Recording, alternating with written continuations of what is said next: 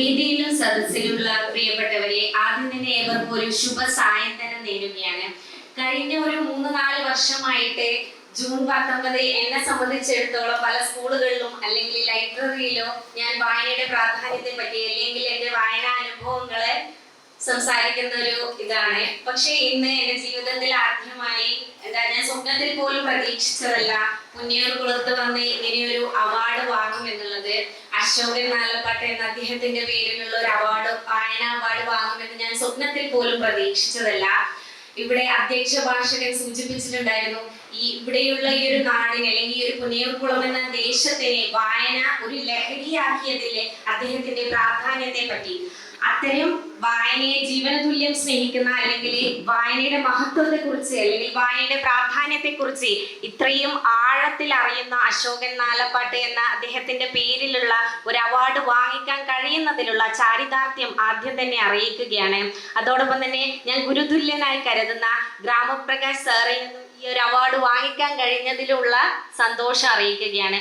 വായനയെ പറ്റി അല്ലെങ്കിൽ പുസ്തകത്തെ പറ്റി മനസ്സിലേക്ക് അതിനെപ്പറ്റി എന്ന് ഓർക്കുമ്പോൾ എൻ്റെ മനസ്സിലേക്ക് വരുന്നത് അമേരിക്കൻ നോവലിസ്റ്റ് ആയിട്ടുള്ള ജോർജ് R.R. മാർട്ടിന്റെ വാക്കുകളാണ്. അദ്ദേഹം ഒരിക്കൽ പറഞ്ഞിട്ടുണ്ട്, വായിക്കുന്ന ഒരു മനുഷ്യൻ അവന്റെ ജീവിതത്തിന് പകരം അസംഖ്യം ജീവിതങ്ങൾ ജീവിച്ചു തീർക്കുന്നു എന്ന്. എന്നാൽ വായിക്കാത്ത ഒരു വ്യക്തി അവന്റെ ഒരു ജീവിതം മാത്രം ജീവിക്കുന്നു എന്ന്. വായനയുടെ പ്രാധാന്യത്തെ പറ്റി അല്ലെങ്കിൽ വായനയുടെ മഹത്വത്തെ പറ്റി ഇതിൽ കൂടുതൽ എന്താണ് വളരെ ലളിതമായി പറയാൻ കഴിയുക? ഇവിടെ ഉദ്ഘാടക ഭാഷകൻ സൂചിപ്പിച്ചിട്ടുണ്ടായിരുന്നു, വായനയിൽ നിന്ന് നമുക്ക് കിട്ടുന്ന അനുഭൂതി അല്ലെങ്കിൽ നാം അറിയാത്ത ജീവിത സാഹചര്യങ്ങളെ പറ്റി. ഞാൻ ഏത് വേദിയിലും പറയുന്ന ഒരു കാര്യമാണ്, നമുക്ക് ഏവർക്കും അറിയുന്നതാണ്. നമ്മുടെ സാമൂഹ്യ പരിഷ്കർത്താവായ നവോത്ഥാന നായകനായ V.T. ഭട്ടതിരിപ്പാടിനെ പറ്റി. അദ്ദേഹത്തിന്റെ കണ്ണീരും കിനാവും എന്ന ആത്മകഥ നിങ്ങളിൽ പലരും വായിച്ചതായിരിക്കും. ഞാൻ അതിലെ ഒരു സന്ദർഭം, അതിലെ ഒരു വളർന്നു വരുന്ന ഒരു ആത്മാവ് എന്നൊരു ഭാഗമുണ്ട്. ആ അധ്യായത്തിലെ ചില ഭാഗം ഉദ്ധരിച്ചുകൊണ്ട് തുടങ്ങാമെന്ന് വിചാരിക്കുകയാണ്. അതായത് V.T. ഭട്ടതിരിപ്പാട് അമ്പലത്തിൽ ശാന്തിപ്പണി ചെയ്തിരുന്ന ഒരു സമയത്ത് ഒരു തീയാടി പെൺകുട്ടി, അദ്ദേഹം അത്രത്തോളം ലളിതവും ആത്മാംശം ചേർന്ന രീതിയിലാണ് ആ ആത്മകഥ എഴുതിയിട്ടുള്ളത്. ഞാനത് സൂചിപ്പിക്കാൻ കാരണം പലരുടെയും ആത്മകഥ എന്ന് പറയുന്നത് ഭാവനയും കൂടെ കലർന്നതാണ്. പക്ഷേ V.T. ഭട്ടതിരിപ്പാടിനെ സംബന്ധിച്ചിടത്തോളം അദ്ദേഹം എന്ന V.T. ഭട്ടതിരിപ്പാട് എന്ന മനുഷ്യൻ എന്താണോ അത് തന്നെയാണ് അദ്ദേഹത്തിന്റെ കണ്ണീരും കിനാവും എന്ന ആത്മകഥയിൽ പറഞ്ഞിട്ടുള്ളത്. ആ ഒരു സന്ദർഭത്തിലേക്ക് ഞാൻ കടക്കാം. ഒരു തീയാടി പെൺകുട്ടി ഒരു ചെറിയൊരു ഓലക്കുട കാലിൽ ഒരു പുസ്തക സഞ്ചിയും തൂക്കിയിട്ട് അദ്ദേഹത്തിന്റെ അടുത്തേക്ക് വരികയാണ്. ആ കുട്ടി അവളുടെ ആ സഞ്ചിയിൽ നിന്ന് ഒരു പുസ്തകം എടുത്തുകൊണ്ട് അദ്ദേഹത്തിനോട് വളരെ വിനയത്തോടെ ചോദിക്കുകയാണ്, എനിക്ക് ഇതിലെ കണക്കൊന്ന് പറഞ്ഞു തരുമോ?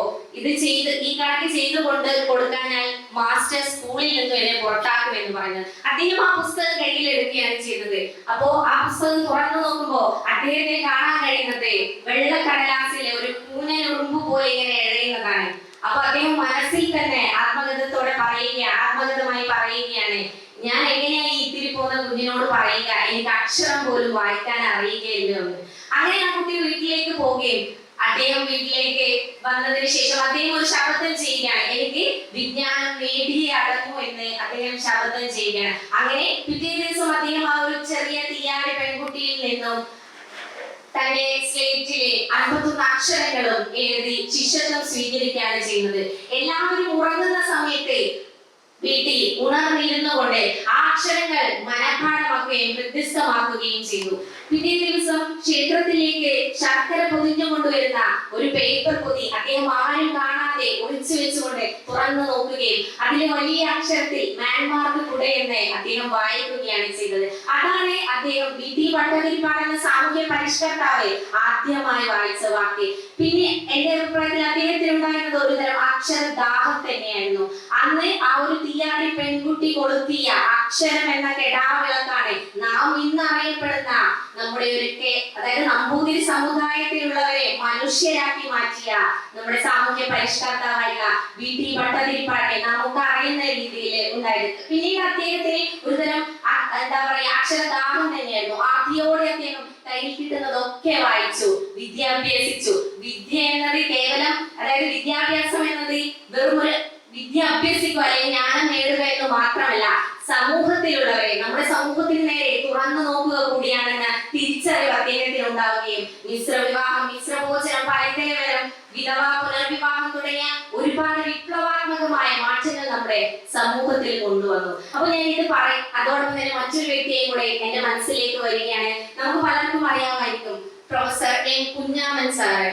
അദ്ദേഹത്തിന്റെ എതിരി എന്ന ആത്മകഥ നമുക്കറിയാം. നമ്മുടെ സമൂഹം എന്നും പൊള്ളയായ ഭംഗി വാക്കാൽ വിശേഷിപ്പിക്കുന്ന ഒന്നാണ് ദളിതർ അല്ലെങ്കിൽ ആദിവാസി എന്നൊക്കെയുള്ളത്. നമുക്ക് ചിന്തിക്കാൻ കഴിയുന്നതിലും അപ്പുറമായിരുന്നു അദ്ദേഹത്തിന്റെ ജീവിതം. എന്നെക്കാളും പ്രായവും അനുഭവ സമ്പത്തും ഉള്ളവരാണ് ഇവിടെ എൻ്റെ മുന്നിൽ ഇപ്പോൾ ഇരുന്നിട്ടുള്ളത്. അതുകൊണ്ട് തന്നെ ഞാൻ ഈ പറയുന്ന കാര്യങ്ങൾ എന്നേക്കാൾ കൂടുതൽ നിങ്ങൾക്കായിരിക്കും അത് മനസ്സിലാക്കാൻ കഴിയുക. അദ്ദേഹം അത്രത്തോളം പാർശ്വവൽക്കരിക്കപ്പെട്ട സമൂഹത്തിലെ ഒരു പ്രതിനിധിയായിരുന്നു. അദ്ദേഹത്തെ സംബന്ധിച്ചിടത്തോളം നമുക്കിപ്പോ എല്ലാ നേരവും ഭക്ഷണം ഉണ്ടല്ലേ, നമുക്ക് ഇഷ്ടമുള്ള ഭക്ഷണം കഴിക്കാം. പക്ഷെ അദ്ദേഹത്തിലെ സമുദായത്തിലെ ആളുകളെ സംബന്ധിച്ചിടത്തോളം, അല്ലെ അദ്ദേഹത്തിനെ സംബന്ധിച്ചിടത്തോളം, ജന്മിയുടെ വീട്ടിൽ ഒരു കുഴി കുത്തി ആ കുഴിയിൽ ഒരു ഇല വെച്ചിട്ട് അതിലായിരുന്നു കഞ്ഞി കൊടുത്തിരുന്നത്, ഭക്ഷണം കൊടുത്തിരുന്നത്. ആ സമയം തന്നെ ജന്മി അവിടെ ഒരു ക്രൂരനായിട്ടുള്ള ഒരു പട്ടിയും കൂടി അഴിച്ചു വിടുകയാണ്. നമുക്കറിയാവുന്ന കാര്യമാണ്, നമ്മൾ വീട്ടിൽ പലരും പട്ടിയെ വളർത്തുന്നതാണ്, വളർത്തുമൃഗത്തെ വളർത്തുന്നതാണ്. ഒരു ഭക്ഷണ സാധനം കൊടുത്തു കഴിഞ്ഞാൽ, അതിന്റെ അടുത്ത് പോയി കഴിഞ്ഞാൽ ആ പട്ടി തീർച്ചയായും അക്രമാസക്തനാവും. ഇവിടെയും സംഭവിച്ചത് അത് തന്നെയാണ്. ജന്മി കുഞ്ഞാമനോടും അത് കഴിക്കാൻ പറയുന്നു, അതോടൊപ്പം തന്നെ ആ പട്ടിയെയും അഴിച്ചു വിടുകയാണ് ചെയ്തത്. സ്വാഭാവികമായിട്ടും ആ മൽപ്പിടുത്തത്തിൽ ആര് ജയിക്കും? പട്ടി തന്നെയായിരിക്കും അല്ലേ ജയിക്കുക. പക്ഷെ കുഞ്ഞാമൻ അവിടെ ആ പട്ടിയോട് ഒരു ദേഷ്യവും തോന്നിയില്ല. അദ്ദേഹത്തിന് തോന്നിയത് അതായത് സമാന വികാരമുള്ള രണ്ടുപേർ തമ്മിലുള്ള ഒരു മൽപ്പിടുത്തം എന്ന് മാത്രമാണ്. അതുകൊണ്ടായിരിക്കാം കുഞ്ഞാമൻ എന്ന വ്യക്തി പറഞ്ഞത്, ഒരു മനുഷ്യന്റെ പ്രധാന അവയവം എന്ന് പറയുന്നത് തലച്ചോറല്ല, വയറാണ് ഒരു മനുഷ്യന്റെ പ്രധാന അവയവം എന്ന്. എന്നെ സംബന്ധിച്ചിടത്തോളം ഇതൊക്കെ കേട്ടുപരിചയമോ അല്ലെ കണ്ടുപരിചയം പോലും ഇല്ലാത്തതാണ്. അവിടെയാണ് എന്നെ പോലെ ഒരു വായനക്കാരിയെ സംബന്ധിച്ചിടത്തോളം, ഒരു മനുഷ്യനെ സംബന്ധിച്ചിടത്തോളം നാം ചിന്തിക്കുന്നതല്ല, നാം കേട്ടറിയാത്ത ഒരുപാട് കാര്യങ്ങളുണ്ടെന്ന് പറയുന്നത്. പിന്നീട് അദ്ദേഹം എം കുഞ്ഞാമൻ, അതായത് വെറും ഒരു കുഞ്ഞാമനായിരുന്ന വ്യക്തി നാം ഇന്ന് അറിയപ്പെടുന്ന പ്രൊഫസർ എം കുഞ്ഞാമനായത് എങ്ങനെയാണ്? വായനയിലൂടെ മാത്രമാണ്. നമ്മളിൽ പലർപ്പോഴും, പ്രത്യേകിച്ച് മലയാളികൾക്കുള്ള ഒരു കാര്യമാണ്, എന്നെ കൊണ്ടൊന്നും പറ്റില്ല, അല്ലെ ഞാൻ എവിടെയും എത്തില്ല എന്ന്. പക്ഷേ അങ്ങനെ അന്ന് കുഞ്ഞാമൻ ചിന്തിച്ചിരുന്നെങ്കിൽ നാം ഇന്ന് അറിയപ്പെടുന്ന പ്രൊഫസർ എം കുഞ്ഞാമനാകുമായിരുന്നു? ഇല്ല. അതുകൊണ്ട് തന്നെ സമ്പത്ത് എന്നൊക്കെ പറയുന്നത് പല മാനദണ്ഡങ്ങളിലൂടെയാണ് നാം കണക്കാക്കുന്നത്. പക്ഷേ അറിവെന്ന സമ്പത്ത് നമുക്ക് ഏത് വ്യക്തിക്കും പുസ്തകങ്ങൾ കയ്യിലെടുത്തു കഴിഞ്ഞാൽ നമുക്ക് നേടിയെടുക്കാൻ കഴിയുന്നതാണ്. അപ്പോൾ തന്നെ അതിനൊരു മറുവശവുമുണ്ട്. വായിക്കുന്ന എല്ലാ മനുഷ്യരും നല്ല മനുഷ്യരാവണം എന്നില്ല.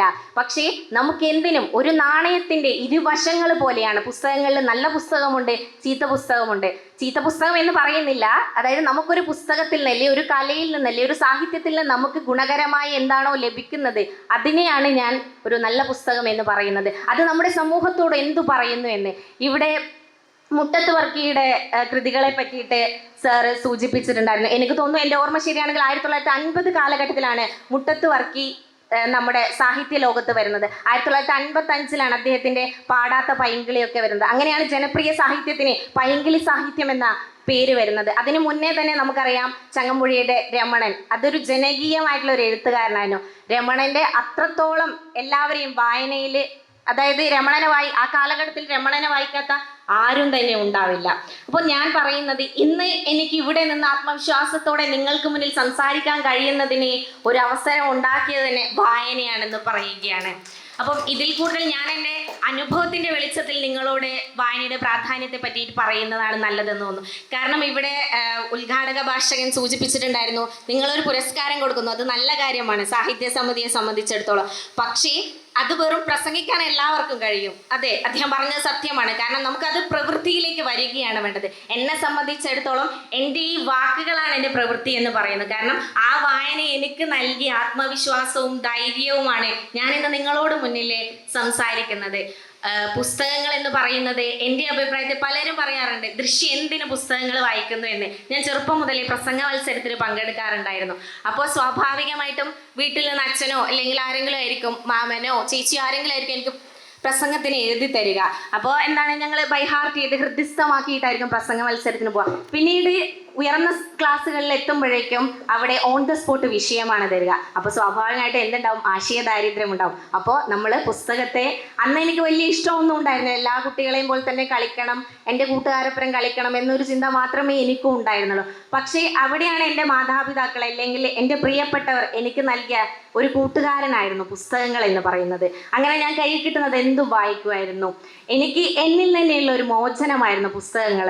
അതായത് ഞാൻ കാണാത്ത ലോകത്തെ അല്ലെങ്കിൽ ഞാൻ അറിയാത്ത വികാരങ്ങളെയൊക്കെ ഞാൻ അറിഞ്ഞിരുന്നത് പുസ്തകങ്ങളിലൂടെയായിരുന്നു. ഞാൻ ഏറെക്കുറെ നല്ല മനുഷ്യരായത്. കാരണം ജാതിമത ചിന്തകൾക്ക് അതീതമായിട്ട് മനുഷ്യനെന്ന, മാനവികത എന്ന, മാനുഷിക മൂല്യങ്ങൾ എന്താണെന്ന് അറിഞ്ഞത് പുസ്തകങ്ങളിലൂടെയാണെന്ന് ഞാൻ എന്നും പറയുകയാണ്. മറ്റൊരു കാര്യം, നമുക്കറിയാം മനുഷ്യരെ അവനവനിലേക്ക് തന്നെ ചുരുങ്ങിക്കൊണ്ടിരിക്കുന്ന ഈ ഒരു വർത്തമാന കാലത്ത് ഇത്തരത്തിലുള്ള കൂട്ടായ്മകൾ, ഈ ഒരു തുറന്ന സംവാദങ്ങളൊക്കെ മനുഷ്യരിൽ നിന്നും എന്നോ കൈമറഞ്ഞു പോയ മാനുഷിക മൂല്യങ്ങൾ വിളക്കിച്ചേർക്കുമെന്ന് കൂടെ ഞാൻ സൂചിപ്പിക്കുകയാണ്.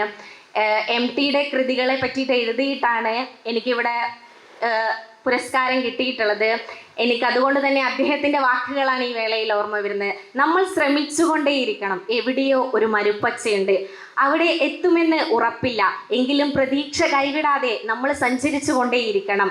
ആ ഒരു സഞ്ചാരം അല്ലെങ്കിൽ ആ ഒരു യാത്രയാണ് ഒരു വ്യക്തിയെ സംബന്ധിച്ചിടത്തോളം വലിയ കാര്യം. അതുകൊണ്ട് തന്നെ ആ യാത്ര തുടർന്നു കൊണ്ടേയിരിക്കണം. എനിക്കൊന്നും കഴിയാത്ത സമയം, അല്ലെ ഞാൻ വീണു പോകുന്ന സമയത്ത് എന്നും കരുത്ത് നൽകുന്ന MTയുടെ വാക്കുകളാണിത്. അത് തന്നെയാണ് എനിക്ക് ഇന്ന് ഇവിടെ നിന്നും പറയാനുള്ളത്. ഇന്നും ഞാൻ ശ്രമിച്ചു കൊണ്ടിരിക്കുകയാണ്. പുസ്തകങ്ങൾ എന്ന് പറയുന്നത്, അല്ലെങ്കിൽ എഴുത്തുകാരെന്ന് പറയുന്നത്, അല്ലെങ്കിൽ സാഹിത്യം എന്ന് പറയുന്നത് വലിയൊരു ആഴക്കടലാണ്. അതിലുള്ള ഒരു ജലകണിക മാത്രമാണ് ഞാൻ വായിച്ചിട്ടുള്ളത്. ഞാനൊരു വലിയ വായനക്കാരി എന്ന് പറയുന്നില്ല, പക്ഷേ ഞാനൊരു നല്ല വായനക്കാരിയാണെന്ന് പറയുന്നു. നല്ല വായനക്കാരി എന്ന് പറഞ്ഞാൽ ഞാൻ വരികൾക്കിടയിലൂടെ വായിക്കാൻ ശ്രമിക്കാറുണ്ട്. ഒരു എഴുത്തുകാരൻ ആ കൃതി നമ്മോട് എങ്ങനെയാണ് സംവദിക്കുന്നത്, അല്ലെങ്കിൽ ആ കൃതി എങ്ങനെയാണ് സമൂഹത്തോട് സംവദിക്കുന്നത്, അല്ലെങ്കിൽ ആ കൃതി എങ്ങനെയാണ് കാലത്തെ അതിജീവിക്കുന്നതെന്ന് ഞാൻ വായനയിലൂടെ കാണാനും അല്ലെങ്കിൽ ശ്രമിക്കാറുണ്ട് എന്നുള്ളതാണ്. എനിക്ക് ഈ ഒരു നാടിനെ പറ്റി പറയാൻ വാക്കുകൾക്ക് അതീതമാണ്. കാരണം ഞാനിവിടെ പുന്നിയൂർക്കുളത്ത് ഇതിനു മുന്നേ വന്നിട്ടുണ്ട്. അബ്ദുൾ സാറിന് എന്നെ ഓർമ്മയുണ്ടോ എന്നറിയില്ല, ഞങ്ങൾ ഒരിക്കൽ സംസാരിച്ചിട്ടുണ്ട്. മാധവിക്കുട്ടി അനുസ്മരണത്തിലെ സാഹിത്യ അക്കാദമിയായിട്ടൊരു പരിപാടി ഉണ്ടായിരുന്നു. അന്ന് ഞാൻ അദ്ദേഹത്തോട് സംസാരിച്ചിട്ടുണ്ട്. അദ്ദേഹമാണ് മാധവിക്കുട്ടിയുടെ ആ ഒരു സർപ്പക്കാവും നിർമ്മാതളത്തെ പറ്റിയിട്ടൊക്കെ അദ്ദേഹമാണ് പറഞ്ഞു തന്നിട്ടുള്ളത്. കാരണം വായനക്കാരെ സംബന്ധിച്ചിടത്തോളം പുന്നിയൂർക്കുളം അല്ലെങ്കിൽ നാലപ്പാട് എന്ന് കേൾക്കുമ്പോൾ തന്നെ നമ്മുടെ മനസ്സിലേക്ക് ഓടിയെത്തുന്നത് ആമിയാണ്.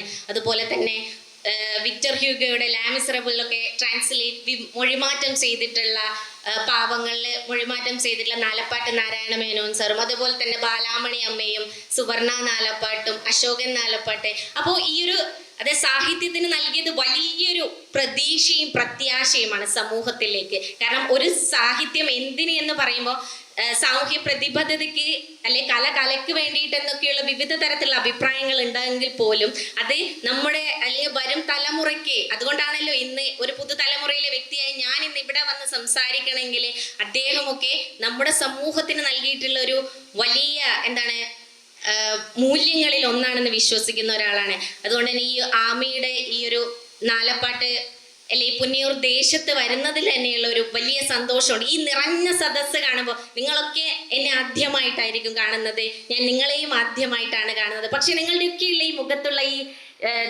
പുഞ്ചിരി കാണുമ്പോൾ തന്നെ മനുഷ്യൻ എന്ന പദം അല്ലെങ്കിൽ മനുഷ്യൻ എന്ന പദത്തിന് വലിയൊരു മഹത്വം ഇല്ലെന്ന് വിശ്വസിക്കുന്നു. കാരണം പിന്നെ ഞാനിവിടെ വരുന്നപ്പോൾ തന്നെ അഷ്റഫ്ക്കാണ്, അദ്ദേഹത്തെ എടുത്തു പറയേണ്ടതാണ്.